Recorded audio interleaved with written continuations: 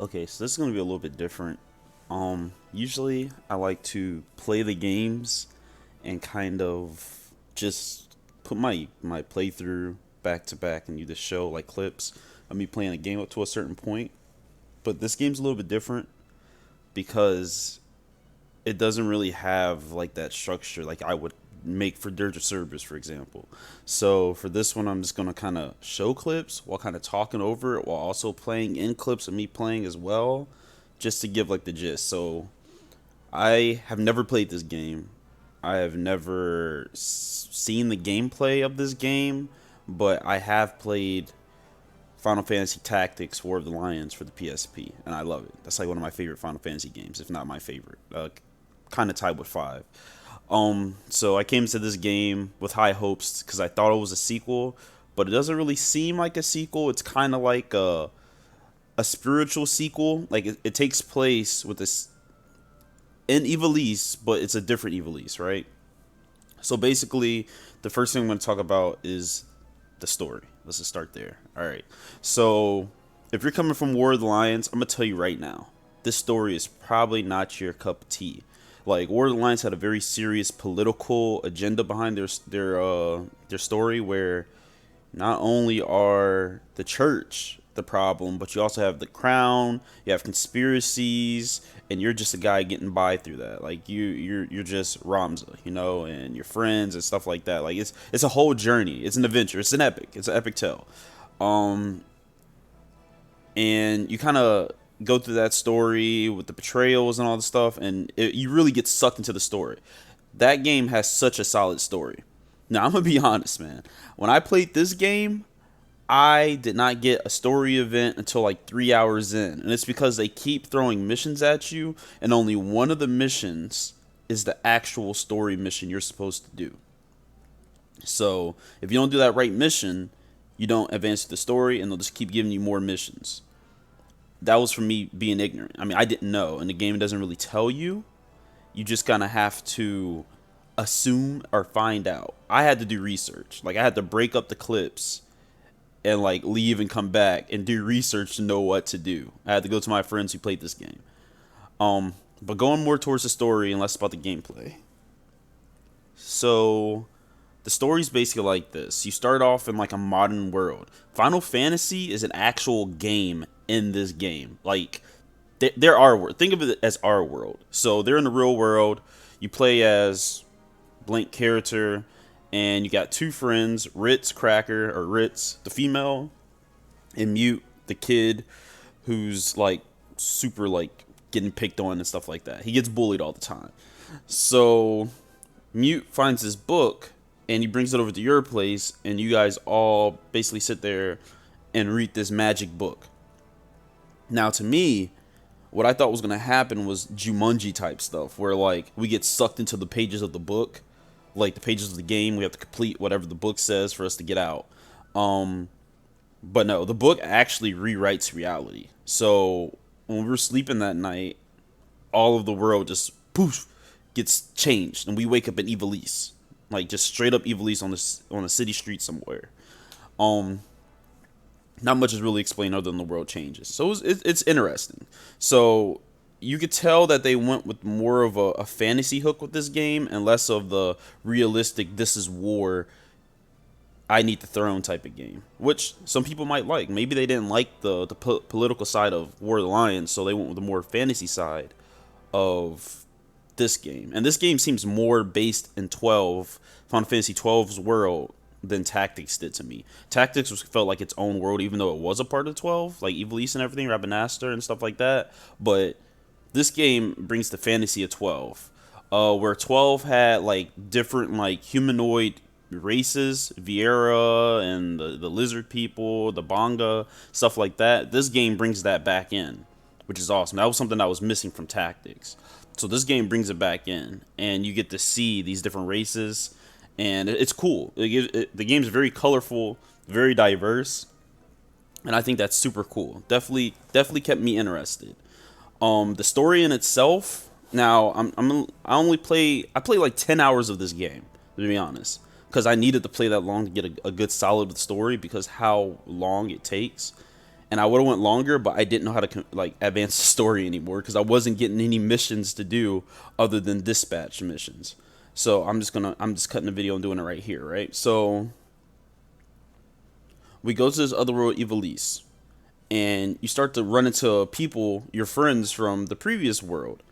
So you run into Ritz, and she's a part of a different clan, and you run into, well, I only ran into Ritz so far. I didn't get far enough to run into other people, but I saw a cutscene with Mute, and it seems like Mute is the leader of this new reality. So what I can only guess is he did this spell, created this alternate reality, and now this is our new reality. This is where we belong now, because he's the one that caused it all because of the book, you know. And in the real world, his father was kind of like, his father's cool, okay? I don't like, he might be a deadbeat, but his father's getting by. He lost his wife, so he's like depressed and everything.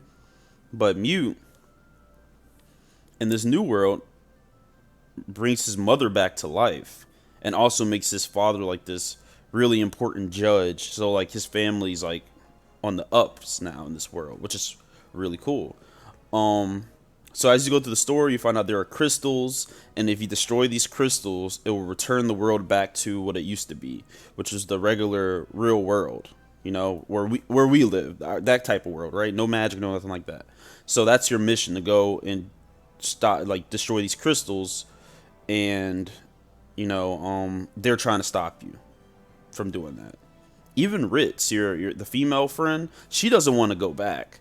Like, she'd rather stay in this new world and just be happy like that, which is crazy to me. But, you know, at the same time, you know, imagine if you were to go to a fantasy world where you had importance, you had power, and you felt at home. Would you want to go back to a world, like, if you lived in an abusive household or anything like that? No, not really. So I could sympathize with them. So that's the story. I don't really do spoilers or anything. I just get off of what I went, and that's how far I got. So that's what I saw of the story. In terms of gameplay, okay. So the thing I like about Tactics is it has a bunch of jobs, like a bunch of jobs. This game has even more jobs than War of the Lions, and it has my favorite job of all time, Blue Mage. So which gives this game a plus for me. If the gameplay is basically the same except magic, in War of the Lions, there was a cast time to do magic, right? So an enemy could move out the way before your magic came out.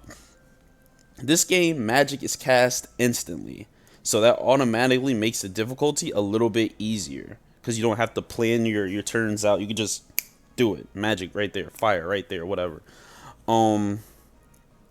The classes they show, I'm a big fan of. You have ninja, blue mage, red mage, fencer, and then some classes I've never heard of, like elementus and like illusionist and stuff like that.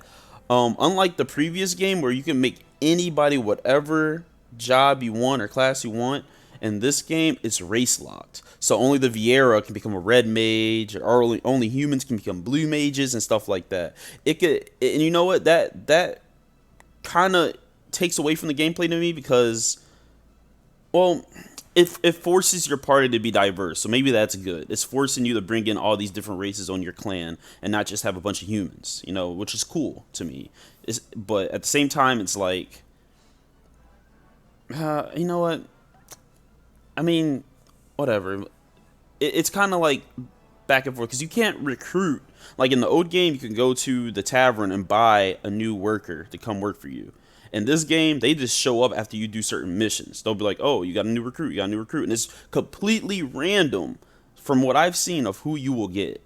So at one point, like, I got a human, but I didn't need a human. I need another Moogle to turn him into a gunner and all this other stuff. So it's like you're just flipping a coin, and you just got to work with what they give you. So it's whatever. My main jobs I think I went with was ninja, blue mage, red mage. I think it was Beastmaster, Mog Knight, and then I had a Dragoon, and that party was doing really well. The game was actually a little too easy with this group. So far, I only went up to the first real boss fight, which happens at the Crystal. So like your typical Final Fantasy games, like your, like, for example, if you ever played Final Fantasy 5, you have combos. Like on your team, you'll want a Beastmaster to be able to control enemies to do those moves on your blue mage, so your blue mage learns that ability.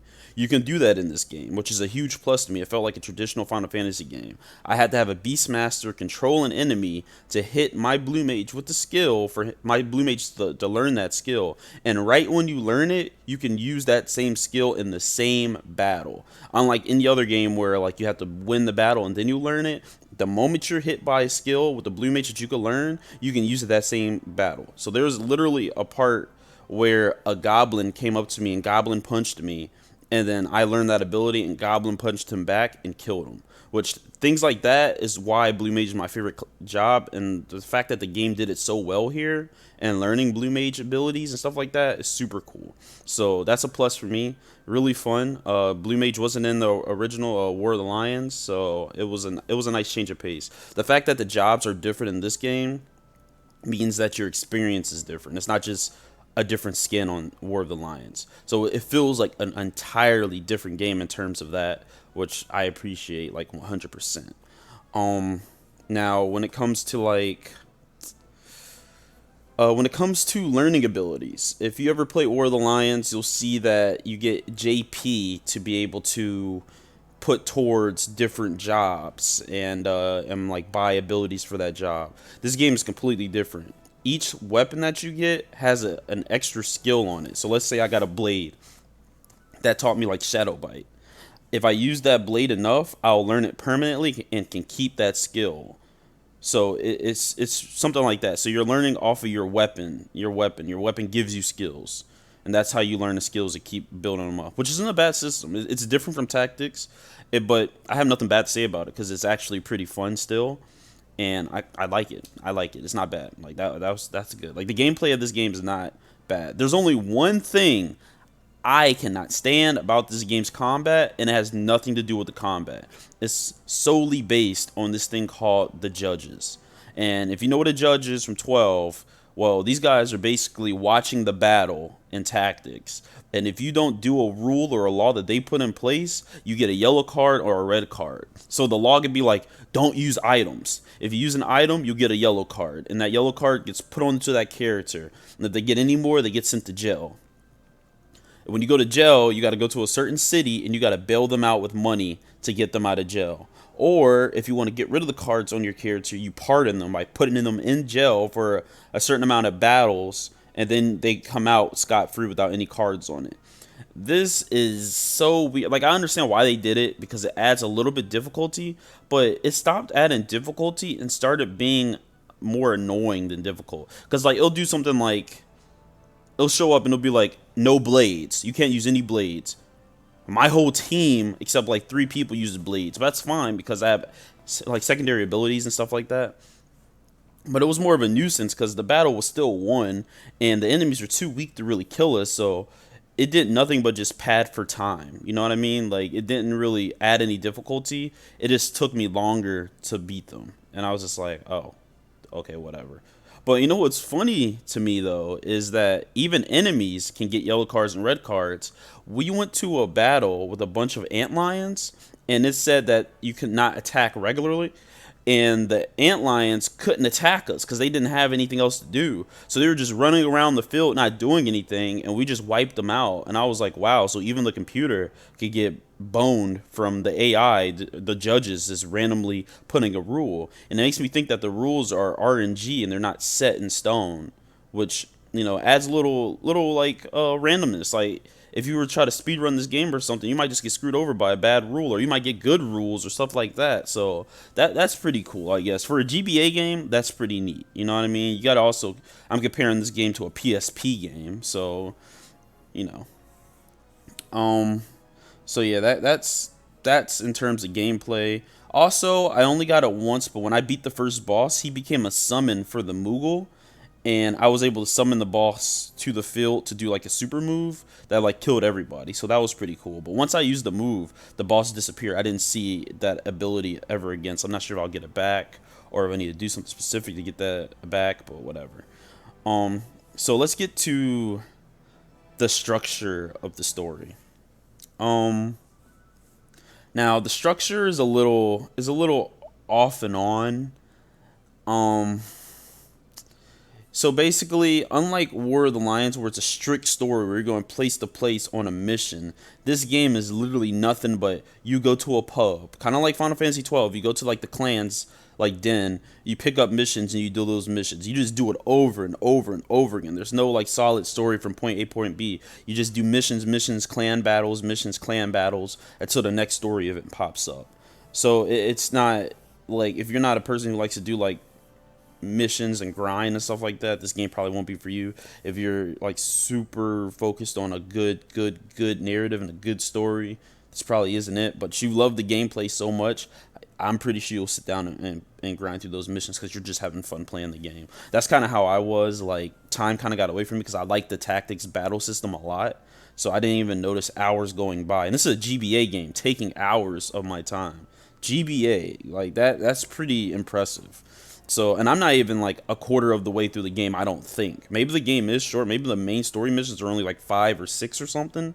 But from all the other missions that I've done so far and all the content I've done, it says that I'm clocked like for like 10 hours on this game. So obviously it was doing some stuff. It was pretty good. So let me see. So I mean, moving forward, I would say this game is fun. I mean, it's not bad. Definitely a fun game if you're a tactics fan. But if you play tactics for the story and that's it, you didn't really like the gameplay, then you're not gonna like this game because the story does not seem that not as good as War of the Lions. It's a different type of story. So if you like fantasy stories and stuff like that and getting back to the real world and a fish out of water and a new adventure kind of thing, then this game will probably be for you. But if you're like a serious person, like serious stories to your like tactics type of game, then this probably isn't for you. For me personally, I'll probably beat the game and finish it just because it has Blue Mage, and like the fact that Blue Mage has done so well in this game makes me want to play even more. So now I'm like, I like the game just because of the gameplay, not necessarily the story, because the story right now is kind of like, it's not bad, but it's not something that's like, oh man, I can't wait to see what happens next.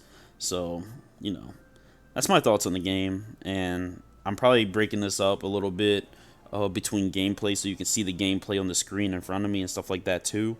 And I'm not sure if I'm going to do more videos like this where I talk over it, but it was more so this compared to like the Dirge of Cerberus where I just do a bunch of clips. Like, you can't really do clips and get over what you want about this game. Also, before I go, I want to take a mention of the menu in terms of equipping your characters. It's an absolute mess. It's a downgrade from War of the Lions. Like, you'll go to like equip things and like your weapons are all over the place. They're not even separated from like different types of weapons and stuff like that. So it's like it's like congested. The more stuff that you have in your inventory, the more confusing it is to go through your inventory and equip the things that you need to equip.